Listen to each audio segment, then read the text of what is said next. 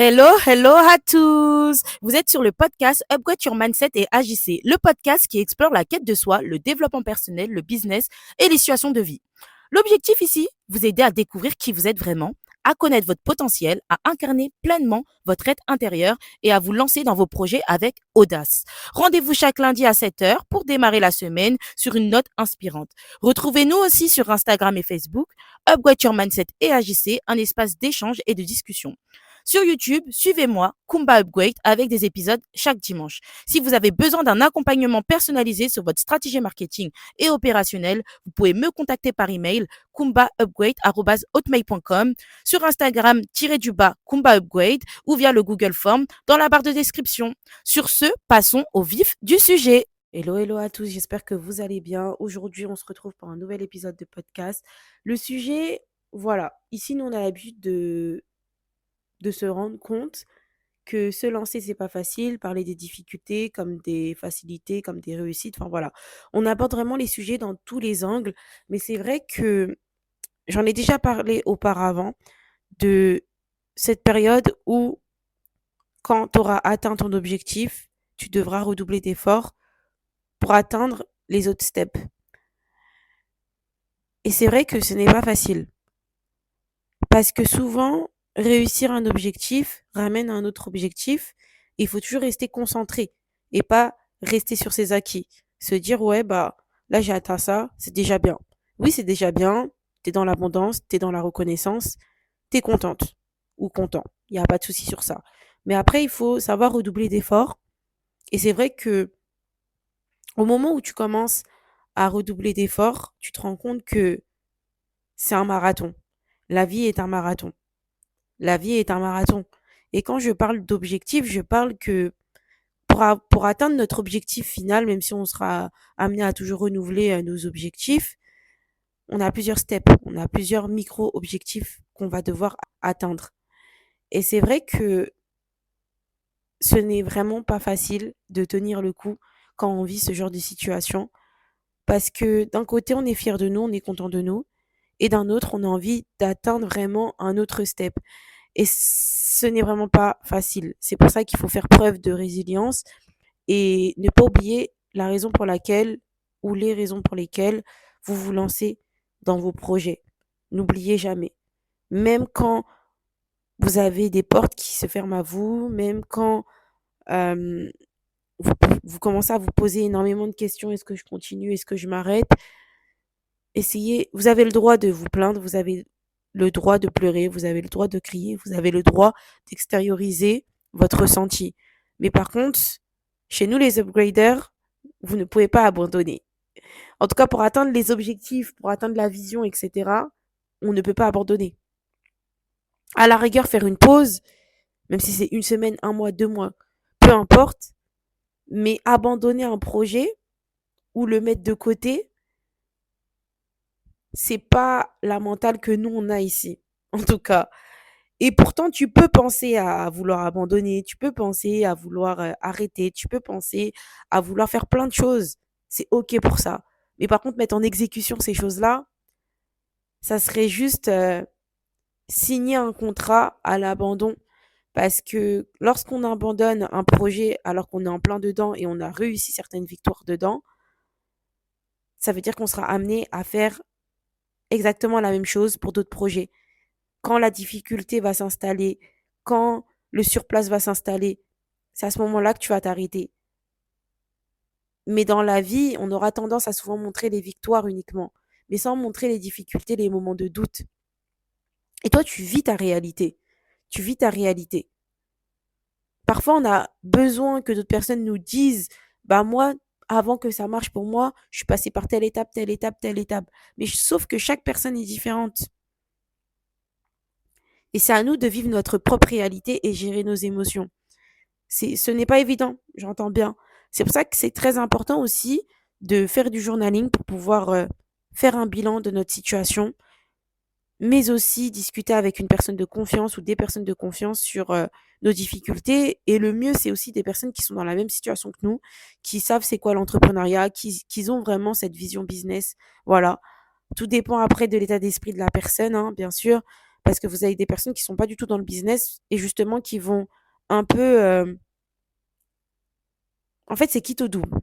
Tu auras des personnes qui ne sont pas dans le business et qui vont toujours te pousser à aller vers le haut, d'une certaine manière, et tu en auras d'autres qui vont banaliser les choses, qui vont dire: «Ah mais c'est rien au niveau de tes émotions, machin, machin». Mais sauf que et c'est à vous de trier les informations. C'est à vous de voir ce que vous prenez ou non et de qui vous le prenez. Une personne qui s'y connaît pas vraiment dans le business, mais qui essaye de alléger les choses, mais d'une manière bienveillante, pas en rabaissant ce que vous êtes déjà en train de faire, c'est une personne qui peut aussi vous permettre, quand vous tirez le bon de cet échange, de vous rendre compte que ce n'est pas si grave que ça, mais d'un autre angle aussi, tout dépend en fait de comment vous allez réfléchir. Vous allez vous dire, mais finalement, cette personne-là, elle ne sait pas vraiment de quoi elle parle. Et c'est pour ça que parfois, c'est mieux d'avoir des échanges avec une personne qui est dans le business comme nous. Parce que la personne, elle va comprendre, peut-être cette personne-là, elle est en plein dedans ou elle a déjà vécu cette situation. Donc, du coup, elle aura les bons mots pour vous rassurer, pour vous dire, bah, écoute, c'est le processus. C'est le processus, c'est dur, tu vas devoir redoubler d'efforts. C'est qui tout double. C'est à vous d'extraire le bon de chaque échange. Une personne qui est dans le business peut aussi très bien, comme cette personne-là a vécu cette situation et ça s'est mal passé pour elle, projeter ses insécurités et ses peurs sur vous. C'est qui tout double. C'est pour ça qu'il n'y a pas de bonne situation et de mauvaise situation. C'est vraiment à vous de tirer le meilleur de chaque échange que vous allez avoir et toujours rester concentré sur vous-même. Et c'est vous, vous avez le dernier mot sur votre projet, sur votre vie, sur vos business et sur vos choix. Restez toujours concentré. Même si vous échangez avec une personne sur un sujet, sur le business ou que sais-je, ayez toujours votre libre arbitre, ayez toujours ce discernement qui va vous permettre de faire les bons choix pour vous. Restez concentré. Restez concentré. Parce que en vivant des situations comme ça va encore plus vous donner la niaque pour avancer dans votre vie et vous ne pourrez que être résilient. Vous allez cultiver cette résilience et elle sera encore de plus en plus dure comme fer. Elle sera consolidée. Elle sera consolidée parce que vous avez vécu les moments les plus sombres. Souvent, on aura cette idée à se dire, quand j'aurai atteint telle chose, là c'est bon, ça va plus me rassurer, ça va être plus simple pour moi. Les autres épreuves, elles vont être plus simples. Mais finalement, on ne sait pas. Il faut juste accueillir les épreuves à bras ouverts, être prêt à combattre ces épreuves et à se relever, à se battre plus que d'habitude. Après, c'est normal que vous aurez des épreuves plus dures que les autres, mais il faut toujours rester concentré. Parce que dans le business, il y a des hauts et des bas. Dans le business, vous serez amené à faire des choses qu'au début, vous n'aurez pas su en avance que vous devrez faire ces choses-là. Et sachez que parfois, c'est un mal pour un bien de ne pas savoir tout le processus en avance. Parce que est-ce que sinon on se serait lancé dans cette aventure? L'inconnu fait peur, mais quand ça reste juste de l'inconnu, c'est vrai que ça fait moins peur que quand tu es au courant de par toutes les phases par lesquelles tu vas passer. Mais tout ça pour vous dire que vous devez vous battre, rester concentré, que c'est tout à fait normal d'avoir envie d'abandonner, d'avoir envie d'arrêter, de faire des pauses. Écoutez-vous, mais surtout soyez toujours fiers de vos choix.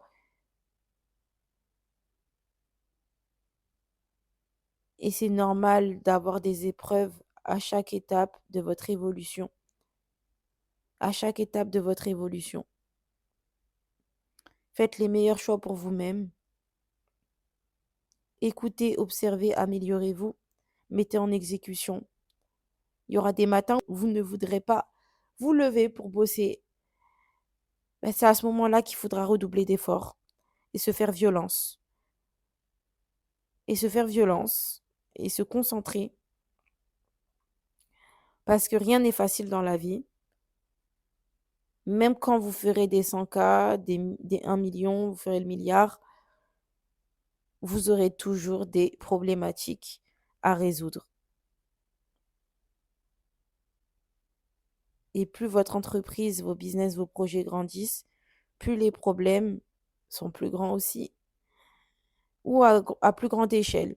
Ça veut dire que ce seront des choix à faire de manière minutieuse pour avoir le meilleur retour. Il y a plein de manières d'être fatigué, que ce soit émotionnellement, physiquement, financièrement. Enfin voilà, il y a plein de manières d'être fatigué, même par énervement, par tristesse. Donc, il ne faut pas juste voir cet aspect financier. Il y aura toujours des épreuves. Et quand tu signes ce contrat, dans l'entrepreneuriat, dans les projets, dans la réussite, dans l'envie d'agir pour sa vie, pour ses actions, c'est un contrat que tu signes pour être satisfait de toi-même et ne pas avoir de regrets dans ta vie. Donc bien évidemment que tu auras des moments où tu seras à terre. C'est pour ça qu'il faut être bien entouré. Ne pas hésiter à parler aussi, à échanger. Parce que comme je disais tout à l'heure, une personne qui est dans le business comme une personne qui n'est pas dans le business peut énormément vous apporter. Le côté neutre d'une personne qui n'est pas dans le business peut tellement vous rapporter du réconfort comme une personne qui est en plein dedans, qui a des business à réussite, à succès, peuvent aussi vous apporter des très bons conseils et un très bon réconfort.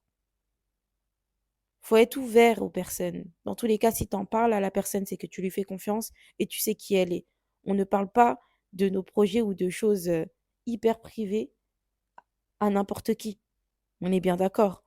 Donc voilà, après, ça c'est une question de se faire confiance et de trier les personnes avec qui on a envie de parler de certaines choses. C'est tout.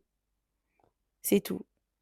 Sur ce, la team, j'espère que cet épisode de podcast vous aura plu. Je vais vous laisser. On se dit lundi prochain à 7h. Bisous, bye.